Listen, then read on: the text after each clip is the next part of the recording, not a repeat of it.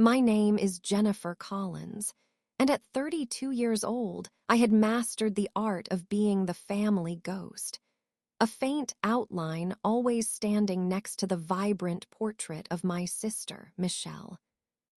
The scene was our parents' 35th anniversary celebration in Seattle, an event orchestrated by Michelle, who, at 42, was the undisputed queen of high-end event planning. As usual, she cornered me, a familiar smirk playing on her lips. In front of a cluster of chuckling guests, she reduced my military career to a punchline about paperwork. I'm a major in the Special Operations Command, with 6 years of covert operations under my belt. But in that room, I was a nobody, eclipsed by the shine of Michelle's million-dollar business deals. I bit back my anger, my knuckles white around the stem of my wine glass, and held my tongue until the doorbell chimed through the chatter. Her own son, Daniel, a military pilot, strode into the room, his uniform a crisp, authoritative statement. He snapped a salute, his voice cutting through the ambience like a blade. "Major Collins," he said. The room fell silent. Michelle's jaw went slack. Every single head swiveled in my direction. If you've ever felt utterly dismissed by the people who are supposed to know you best, you'll understand why that single moment changed the entire landscape of my life. Growing up in Seattle was an experience I'm still unpacking. We lived in one of those suburban houses that looked like it was pulled from a catalog, complete with a perfectly manicured lawn and a mailbox that was never allowed to look too full.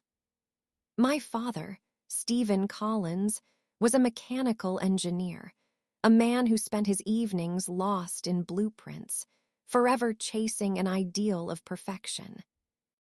My biological mother was a ghost in her own right, killed in a car accident when I was just a baby, gone before I had a chance to form a single memory of her. Linda Collins, Dad's second wife, entered the picture when I was 2. She raised me and Michelle with a keen eye and an even keener tongue. Linda, 54 now, was only 19 when she married my father in 1990, and she wasted no time in making it painfully obvious who her favorite daughter was.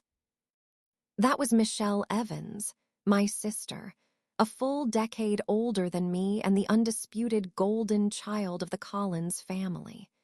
She was born when Dad was a mere 18, and she embodied everything I was not. Captain of the debate team, prom queen, a straight-A student whose report cards were proudly displayed on the refrigerator. The living room was a shrine to her accomplishments, with trophies lining every available surface. Her smiling face dominated every photo album, always positioned front and center. I was the other one, the quiet kid who brought home solid B's and received a half-hearted pat on the head on a good day. "Jennifer, you could do so much better if you just applied yourself, like Michelle." Linda's voice would drift across the dinner table, a constant refrain of my childhood. Dad would just nod, his attention already shifting back to praise Michelle for her latest victory in a speech competition. By the time I turned 12, I had learned to make myself invisible, melting into the wallpaper while my sister soaked up every ounce of the family's adoration.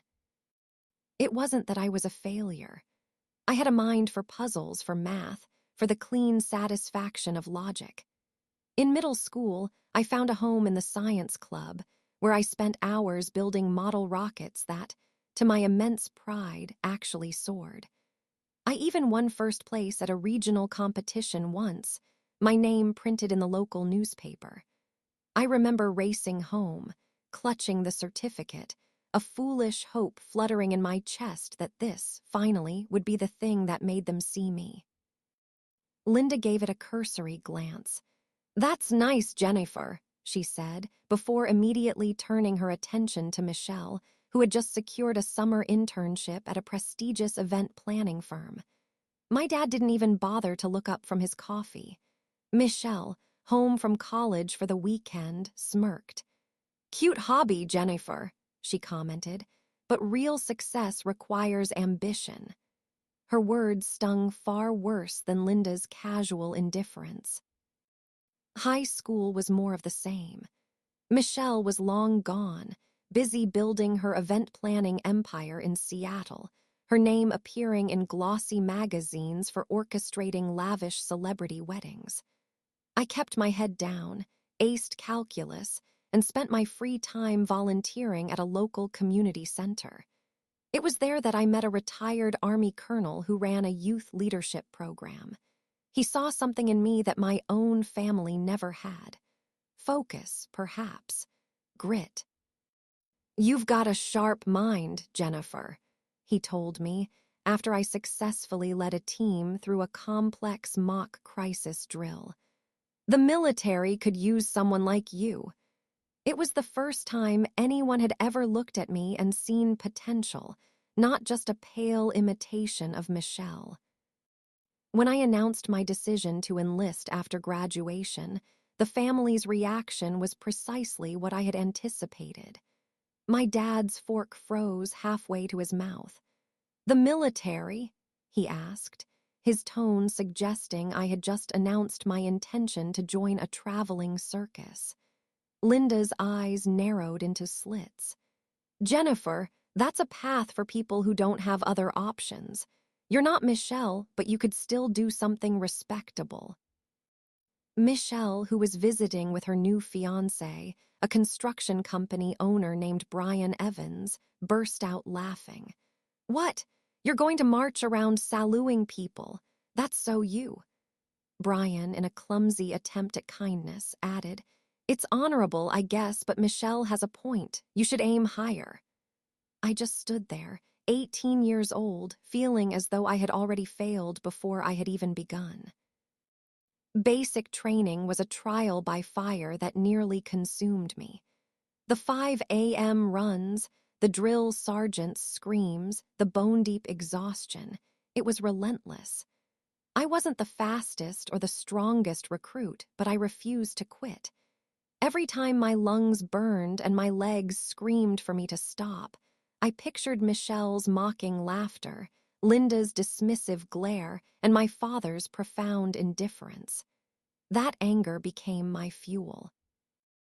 Aptitude tests revealed a natural talent for pattern recognition, and I was channeled into intelligence analysis. The work was grueling, a mental marathon of decrypting data and mapping threats that left my brain aching in the same way my muscles had during boot camp. But I didn't just survive, I thrived. "Collins, you see things other people miss," one of my instructors remarked. For the first time in my life, I felt like I truly belonged somewhere. Meanwhile, Michelle's life continued to unfold like a feature in a lifestyle magazine. She and Brian purchased a mansion in one of Seattle's most exclusive suburbs. Their wedding was a massive spectacle that made the local news, complete with 500 guests, a string quartet, and a cake that was taller than I was. Linda would boast about it at every family gathering, while Dad beamed with a pride usually reserved for world-changing inventions. I wore my dress uniform to the wedding, against Linda's explicit wishes, and it felt like a suit of armor against their pitying glances. "Jennifer's still in the Army," Linda would tell people, her tone suggesting it was a quirky phase I would eventually outgrow. Michelle, who was pregnant with Daniel at the time, patted my arm condescendingly. "It's fine for now, Jennifer, but what's your real plan?" Daniel Evans, Michelle's son, was born a year later, and his sister, Emma, followed 9 years after that. I mostly saw my nephew and niece during holidays. Daniel was a quiet, observant kid who would later shock everyone by enlisting in the military himself, becoming a pilot by the age of 24. Michelle's career, meanwhile, skyrocketed. Her firm was handling multi-million-dollar events, and her name became synonymous with flawless execution. Family gatherings transformed into showcases for her success, with every dish and decoration serving as a testament to her achievements. I would arrive fresh from a deployment, still shaking off the jet lag, only to hear Linda praise Michelle for being so busy but still making time for family. My work, the classified operations, the promotions, the commendations, it was all invisible. To them, I was still just Jennifer, the kid who could never quite measure up. Last year, after a particularly brutal 10-month deployment, I was promoted to major. The operation was classified, of course, but the details I couldn't share involved saving dozens of lives. My friend from my unit, Sarah Mitchell, had urged me to skip the upcoming anniversary party. "They don't deserve you, Jennifer," she had said fiercely over coffee. "You're out there changing the world, and they treat you like you're nothing." I sighed, stirring my drink. "If I don't go, it just proves them right, that I can't handle them." Sarah shook her head. "You're tougher than I am. I'd have told Michelle where she could shove her attitude long ago." I managed a laugh, but deep down, I was dreading another night of playing the role of the family's invisible daughter. So there I was, packing for the party, deliberately choosing a plain sweater and slacks to avoid Michelle's inevitable fashion critiques. I had just returned from a high-stakes mission, my nerves still frayed, but family duty was calling. Michelle's mansion, Brian's smug grin, Linda's sideways glances, it was all waiting for me. What I didn't realize was that this particular party, on this particular night, was about to shatter the family dynamic that had been carefully constructed over decades. And of all people, it was Daniel who was about to light the fuse. Michelle's mansion in its upscale Seattle neighborhood was a monument to perfection, every detail meticulously designed to impress. The sprawling modern structure was draped in soft string lights, and the driveway was a showcase of luxury vehicles. Brian's gleaming BMW, Dad's polished Audi, and my own modest rental car, squeezed awkwardly between them. As I stepped out, clutching a bottle of wine and my overnight bag, the familiar feeling of not belonging settled over me like a shroud. Michelle opened the door, looking impeccable in a tailored dress, her smile never quite reaching her eyes. "Jennifer, you made it," she said, her gaze sweeping over my simple attire. "Still keeping it low-key, I see." Before I could formulate a reply, she turned away, calling over her shoulder, "Brian, Jennifer's here." Her husband, Brian Evans, materialized in a crisp blazer, his grin just a little too wide. "Hey, Jen," he greeted me, using the nickname I had repeatedly asked him not to. "How's Army life treating you?" I forced a smile and handed him the wine. "It's good. Thanks for having me." Michelle gestured vaguely toward the staircase. "Put your bag in the guest room. Second floor, the small one. We're saving the suite for Uncle Thomas and Aunt Nancy." I nodded, all too familiar with the established pecking order. The small guest room featured a twin bed and a lovely view of the neighbor's fence, a world away from the suite with its king-sized bed and soaking tub. In Michelle's universe, I was perpetually second tier. After dropping my bag, I paused and caught my reflection in the mirror. My eyes were tired, my jaw tight. 6 years in Special Operations Command, a major at 32, and I still felt like the kid who couldn't measure up. I shook it off and headed downstairs, bracing myself for the evening ahead. The foyer was already buzzing with arrivals. My father, Stephen, and my stepmom, Linda, swept in, laden with gifts wrapped in shimmering gold paper, their voices loud with praise for Michelle's decorating prowess. "This is just stunning, Michelle," Linda gushed, air-kissing her daughter. Dad gave Brian a firm handshake and presented him with a bottle of expensive scotch. My bottle of wine, already relegated to a side table, looked cheap and insignificant by comparison. I lingered on the staircase, a silent observer, watching Linda's perfect curls bounce, Dad's proud smile widen, and Michelle bask in their adoration. When I finally descended, Linda spotted me. "Jennifer, you look rested," she commented, her tone managing to imply that I had gained weight. Dad offered a quick glance in my direction. "Good to see you, Jennifer. How's the military?" I opened my mouth to respond, but he had already turned his attention back to Michelle, asking about her latest event. The next hour was a dizzying blur of superficial small talk and thinly veiled slights. My uncle, Thomas Reed, who owned a car repair shop, clapped me on the shoulder with a little too much force. "Still playing soldier, Jennifer. Shot any bad guys lately?" I managed a weak laugh. "It's mostly analysis, Uncle Thomas, not a lot of shooting." His wife, Aunt Nancy, a real estate agent, chimed in. "Have you met anyone nice in the Army? You're not getting any younger, you know." My cousin, Amanda Foster, a marketing assistant, was busy flashing her new engagement ring while her fiancé droned on to Brian about his tech startup. I retreated to the kitchen, offering to help. Michelle handed me a tray of hors d'oeuvres. "Arrange these, Jennifer," she instructed, her voice clipped. "Just don't make it look too busy." I knew, of course, that she would rearrange them the moment I was done. The dining room was a work of art, with its gleaming oak table, sparkling crystal glasses, and candles casting a warm, golden glow. Place cards marked each seat.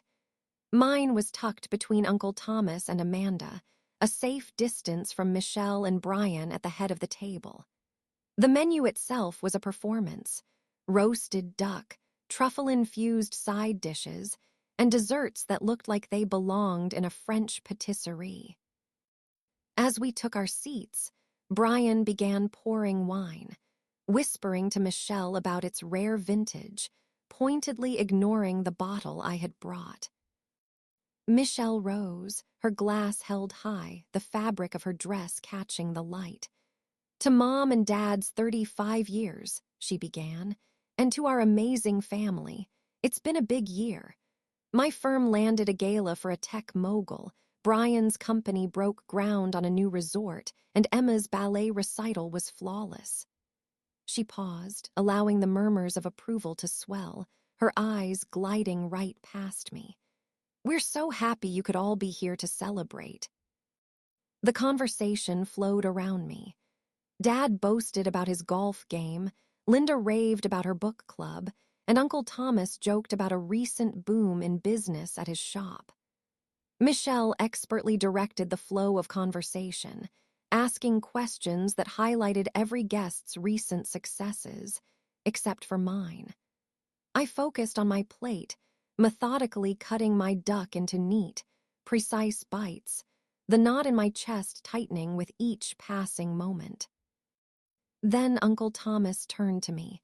"Jennifer, you're being quiet. What's new with you? Still in the Army?" I nodded, sensing a small opening. "Yes, actually, I was just promoted to—" Michelle cut me off with a light, dismissive laugh. "Oh, Jennifer's military stuff. It's a lot of paperwork, right? Reports, filing, that sort of thing." Heat crept up my neck. "It's a bit more complex than that," I said, but she just waved a hand. "Not everyone is cut out for the corporate grind. Don't worry about it." Aunt Nancy nodded sympathetically. "The Army needs people like that, Jennifer, people behind the scenes." Linda leaned inconspiratorially. "Michelle plans events for millionaires. It's a completely different kind of pressure." Brian grinned. "Speaking of which, Michelle's last gala raised over $2 million for charity." The table erupted in a fresh wave of praise, with Amanda eagerly asking about celebrity guests. I gripped my fork so tightly the metal dug into my palm. Michelle pulled out her phone to display photos of a recent yacht event. "We're planning a family cruise for next summer," she announced casually. "Mom, Dad, Brian's parents, 3 weeks in the Mediterranean." I hadn't been invited. Not that my schedule would have allowed me to go, but the casual exclusion still stung. "Some of us have to work in the summer," I muttered, instantly regretting the words. Michelle's eyes narrowed. "Well, when you build a career that has real opportunities, you earn that kind of time off." Her smile was sharp, aimed not at me, but at the entire table. "Who else has exciting travel plans?" As the other guests began sharing stories of ski trips and island getaways, I felt myself shrinking in my chair. My last break had been a 48-hour nap after a grueling mission. Michelle then turned to her 9-year-old daughter, Emma, who was sitting primly beside her. "Emma's been accepted into the gifted program," she announced. "Her teacher says she's a natural leader." Dad nodded sagely. "Takes after her mother." Linda added, "It's all about giving children the right path. Michelle certainly knows how to do that." The digs, both subtle and overt, continued. Michelle recounted a recent client dinner with a senator, her voice dripping with self-importance. "It's all about vision," she declared, gesturing with her fork. "Seeing the big picture, making bold moves, not everyone has that." Brian glanced in my direction. "Right, Jen, you're more about following the orders." I set my fork down, my face burning. "My job involves making critical decisions," I said, my voice surprisingly steady. Michelle let out a tinkling laugh. "Of course, Jennifer, all that paperwork must be very intense." A few of the guests chuckled along with her. Uncle Thomas patted my arm as if I were a child who had just said something amusingly naive. I excused myself, desperate for a breath of fresh air. In the hallway, I overheard Michelle talking to Linda in the pantry. "Jennifer is still just in the army," she was saying. "I think she files reports or something. You know, she's always been a bit directionless." My hands clenched into fists. 6 years of classified operations, of life-or-death decisions, all reduced to filing reports. I wanted to storm in there and set her straight, but what could I even say? The vast majority of my work was secret, and Michelle lived in a world that had no interest in things it couldn't see or quantify. I returned to the table, my face a blank mask, my own suit of armor against their casual dismissal. Dinner was winding down, but I had no idea that the real main event was just about to begin. Michelle stood once more, wine glass in hand, her smile commanding the room's attention. "I want to propose a toast to Mom and Dad's 35 years, she said, her voice as smooth as silk. "It has been such an incredible year for our family. My firm just orchestrated a gala for a tech billionaire, raising $3 million for charity. Brian's resort project is running ahead of schedule, and of course, Emma is already at the top of her class." The table murmured its approval. Dad nodded with pride, and Linda was practically beaming.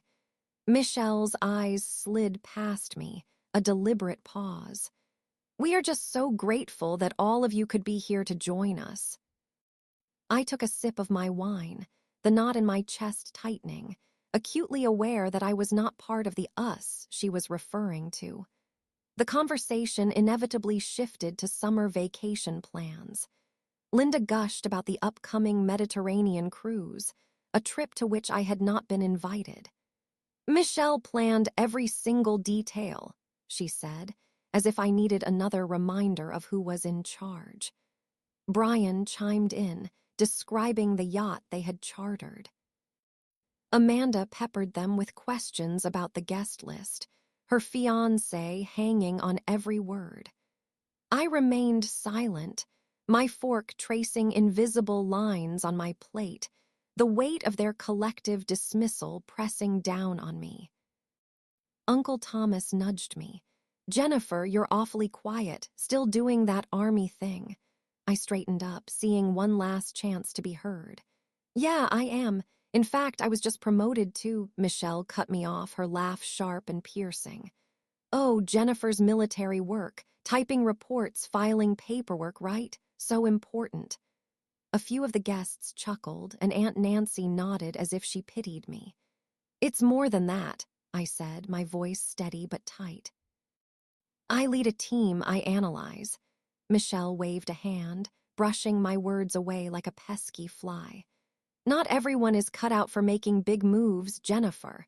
My world is about vision, about corporate stakes, not just following orders." Brian grinned. "Right, Jen, you stick to the rule book." My face was burning, my hands clenched into fists beneath the table. 6 years of covert operations, of decisions that had saved lives, all reduced to typing reports. The conversation moved on.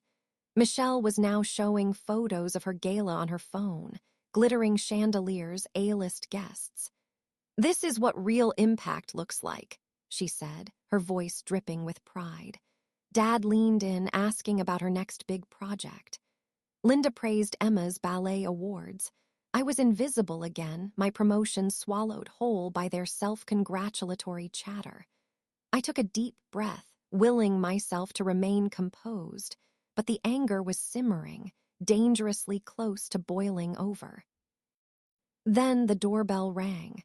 The sound was sharp and unexpected, cutting through the noise. Michelle frowned, setting her glass down. "Who could that be? We're not expecting anyone else." Brian stood, smoothing his blazer. "I'll go check." He slipped out of the room, and Michelle immediately pivoted, launching into a story about a senator she had recently worked with. I stared at my plate, the warmth of the room suddenly feeling suffocating. A moment later, Brian returned, a puzzled expression on his face. He leaned toward Michelle and whispered, "It's someone for Jennifer, a military guy." Every eye at the table turned to me, a ripple of confusion spreading through the room. I was as baffled as they were. No one from my unit knew I was here. Then, a figure appeared in the dining room doorway, and the entire atmosphere in the room shifted. Lieutenant Daniel Evans, Michelle's 24-year-old son, stood tall and imposing in his military pilot's uniform, his cap tucked neatly under his arm. He radiated an aura of authority that silenced the room instantly. Forks clinked against plates as the chatter died. Daniel's eyes scanned the room, finally locking onto me with a steady, unwavering gaze. He snapped to attention, his salute crisp and formal. "Major Jennifer Collins, United States Special Operations Command," he announced, his voice clear and resonant, cutting through the stunned silence. "Apologies for the interruption, ma'am." The room froze. Michelle's wine glass hovered halfway to her lips, her mouth slightly agape. My father's fork clattered onto his plate. Linda's perfectly coiffed curls seemed to wilt as she stared, dumbfounded. Amanda's fiancé whispered, "Major." I stood, my own training kicking in, and returned Daniel's salute. "Lieutenant Evans," I said, my voice calm despite the storm raging in my head. "This is unexpected." Every pair of eyes bounced between us, as if they had stumbled into a play they didn't understand. Michelle finally found her voice, though it trembled. "Daniel, what is going on?" She looked from me to him and back again, her carefully constructed composure beginning to crack. Daniel's expression remained resolutely professional, his posture rigid. "Ma'am, I am not at liberty to discuss the details. Major Collins's expertise is needed urgently." He then turned his attention back to me. "Colonel Rams sent me to brief you in person." "Colonel Ramsay," Uncle Thomas muttered, loud enough for everyone to hear. I nodded, processing the information. Colonel Ramsay would never send Daniel unless something critical was happening. "We can speak privately," I said, taking a step toward him. Daniel hesitated for a fraction of a second, then added, "I should also note, ma'am, that Major Collins recently led an intelligence operation, Operation Cascade Shield. Her analysis prevented a crisis that could have cost countless lives. Our entire air crew owes her everything." Linda gasped softly. Aunt Nancy murmured, "Good Lord." Brian's smug grin had vanished, his face now pale. Michelle sat frozen, her eyes wide, all the smugness drained from her expression. My father was staring at me as if I were a complete stranger. "Major Collins," he repeated, his voice low and filled with disbelief. I met his gaze for a moment, then turned back to Daniel. "Let's step outside, Lieutenant." As I followed him out of the room, I heard Amanda whisper to her fiancé, "Did she just get saluted in her own hallway?" I closed the dining room door behind us, muffling the stunned silence within. Daniel immediately relaxed, a faint smile breaking through his formal demeanor. "Sorry for the drama, Aunt Jennifer," he said, his voice softer now. "Sarah called me. She said you were getting torn apart in there. I figured it was time someone set the record straight." I blinked, completely caught off guard. "Sarah, my Sarah," he nodded. "She said you deserve better than to be called a paper pusher. Colonel Ramsay does need you for a briefing tomorrow at 700, but I might have embellished the urgency a bit to make a point." I shook my head, a mixture of profound gratitude and disbelief washing over me. "Daniel, you didn't have to do all this." He shrugged. "You saved my crew last month. That intel you provided, we flew through hell and made it out alive because of you. They needed to know who you really are." His words landed with a weight I hadn't expected, lifting years of dismissal in a single moment. "Thanks, Daniel," I said quietly. "I'll be at the briefing." He nodded, then added, "For what it's worth, everyone in my unit respects the hell out of you.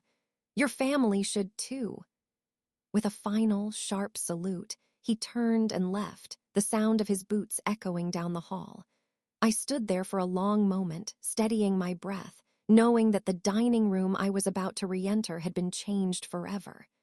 Michelle's perfect night had just been spectacularly upended, and I wasn't sure whether I wanted to thank Sarah, strangle her, or both.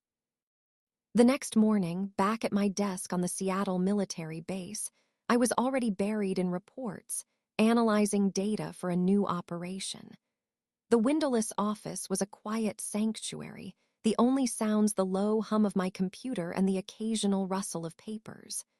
A single photo sat on my desk, me and Sarah Mitchell, my best friend from the unit, laughing uncontrollably after a grueling training exercise. My phone buzzed. It was a message from Sarah. "How's the family fallout?" "Daniel nailed it, right?" I smiled, shaking my head.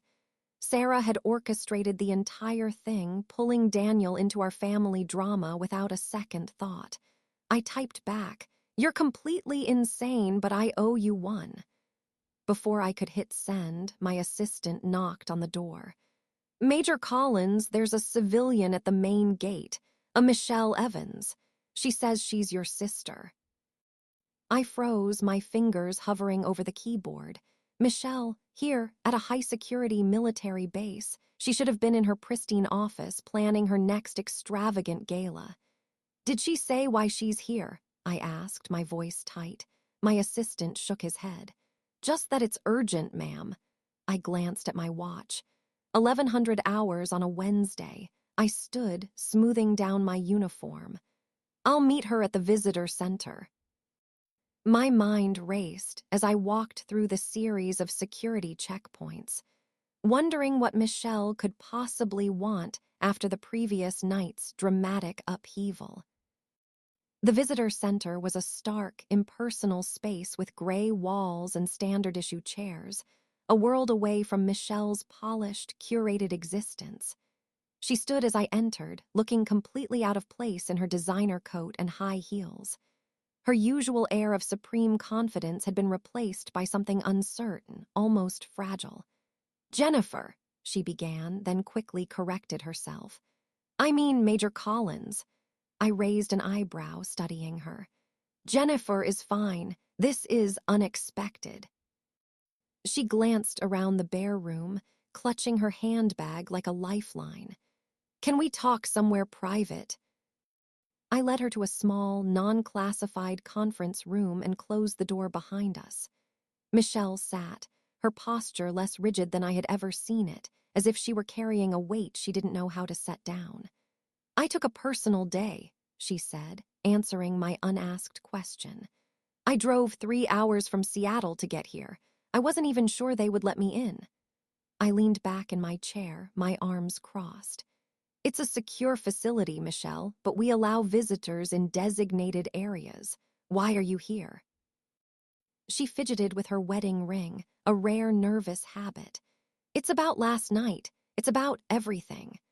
Her voice was quieter than I had ever heard it, stripped of its usual sharp edge. I waited, letting the silence stretch, forcing her to find the words. "When Daniel walked in, when he saluted you, called you Major, I realized I have been so wrong about you. For years." I kept my expression neutral, though her words landed with surprising force. "Wrong how?" I asked, my tone even. She finally met my gaze, her eyes glistening with unshed tears. "I've been awful, Jennifer. I made you feel small, like your work didn't matter. I thought you were just, I don't know, stuck in some dead-end job filing papers. But you're out here saving lives, leading teams. I didn't see it." Her voice cracked, and she looked away, brushing a stray hair from her face. "I am so sorry for all of it." For a long moment, I just stared at her. Michelle, the golden child, apologizing. It was a surreal experience, as if the very ground beneath my feet had shifted. I thought of every cutting remark, every condescending smirk, every single time she had dismissed me in front of our parents and the rest of the family. "You've had decades to see me, Michelle," I said, my voice low but firm. "Why now? Because Daniel showed up and made it impossible for you to ignore." She winced but nodded. "Yes." "Seeing him salute you, hearing what he said you did, it just hit me. I've been so caught up in being the perfect one, the sister who always wins, that I think I needed you to be less. It was wrong." Her raw honesty caught me off guard. I leaned forward, searching her face. "You built your entire world on the idea of being better than me. You, Dad, Linda, none of you ever once asked me what I actually do. You just assumed I had settled for less." Michelle's hands twisted in her lap. "I know, I didn't understand your work. Classified ops, intelligence. It wasn't my kind of success, so I dismissed it. I think I was jealous. Maybe of how sure of yourself you are, of how much your team respects you." "Jealous?" I almost laughed. "You were jealous of me, Michelle. You have the mansion, the career, the family spotlight." She shook her head. "It's exhausting, Jennifer, always having to be the one who shines, the one who has to deliver. You do work that actually matters. Real stakes, not just galas for rich people. I sell glamour. You save lives." I blinked, trying to process this new information. Michelle envying me was a plot twist I had never seen coming. "I can't share most of my work," I said, my tone softening slightly. "It's classified, but it's not about glory. It's about getting it right. It's about patterns, data, and making decisions that keep people safe. I found my place in all of that." She nodded, her eyes locked on mine. "I want to understand Jennifer, even just a little. Can we have lunch? I'd like to hear whatever you can share about how you got here." Her voice was earnest, a side of my sister I had rarely, if ever, seen. I considered her offer. Years of her cutting remarks, of Linda's blatant favoritism and Dad's indifference. They didn't just vanish with a single apology. But she had driven 3 hours. She had stepped into my world, something she had never done before. Still, I wasn't ready to just let her in. "I appreciate that, Michelle," I said, standing. "But I have a briefing soon, and my work is my focus right now. Maybe some other time." Her face fell, but she nodded. "I get it. I want to try, Jennifer. I want to really know you." I walked her to the exit, the silence between us heavy but no longer hostile. "Thanks for coming," I said as she stepped back out into the civilian world. She hesitated, then turned back. "I'm proud of you, Jennifer, not just for what you did, but for all of it." I gave a small, single nod, not trusting my voice to respond. As her car pulled away, I felt a strange sense of relief. It wasn't triumph, but it felt like a weight had been lifted. I didn't need her approval, not anymore. Later that day, I met Sarah at a diner near the base, the kind of place with sticky tables and coffee that could strip paint. "So, how did it go with the Ice Queen?" she asked, grinning over her burger. I laughed, shaking my head. "You and Daniel set me up, didn't you?" Sarah shrugged, completely unrepentant. "You deserved it. She needed a reality check."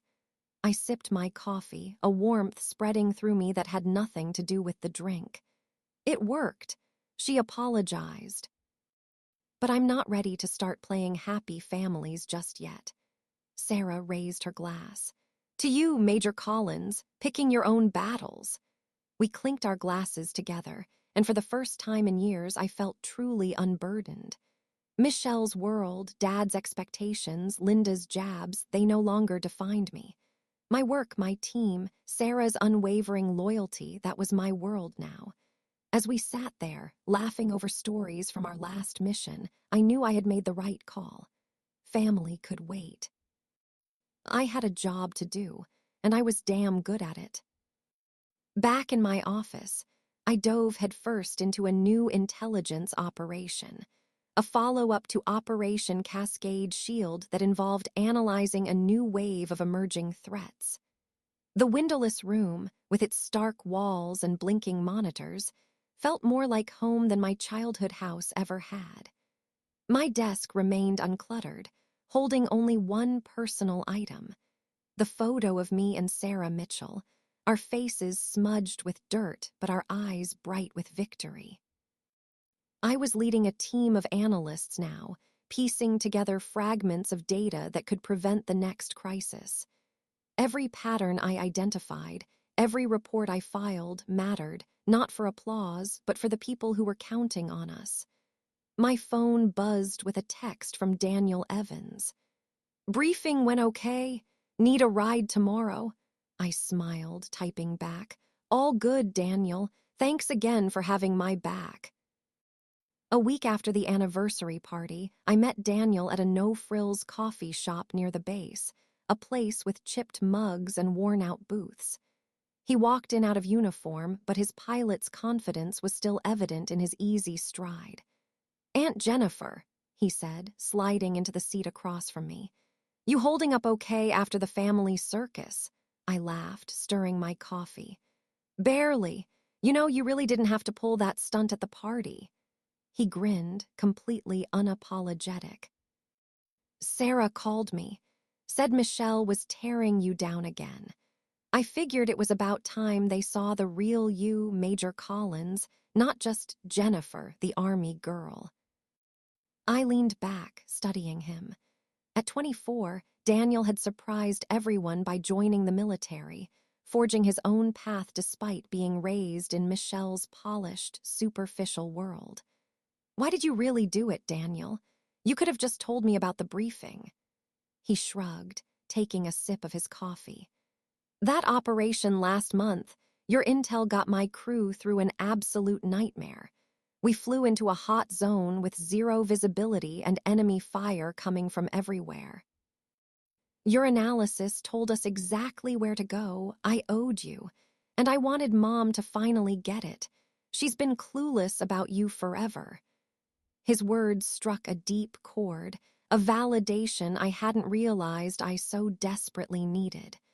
"Thanks, Daniel," I said quietly. "That means more than you know." He leaned forward, his eyes serious. "You're a big deal, Aunt Jennifer. My whole unit talks about you. Your calls save lives. Mom, Grandpa, Linda, they don't get it, but I think they're starting to." I nodded, the weight of their long-held misconceptions feeling lighter now. "They're trying," I admitted. Michelle actually showed up at the base. She apologized, even said she was proud of me. Daniel raised an eyebrow. "Wow, that's new. Are you buying it?" I sighed. "I think it's real, but it's also very late.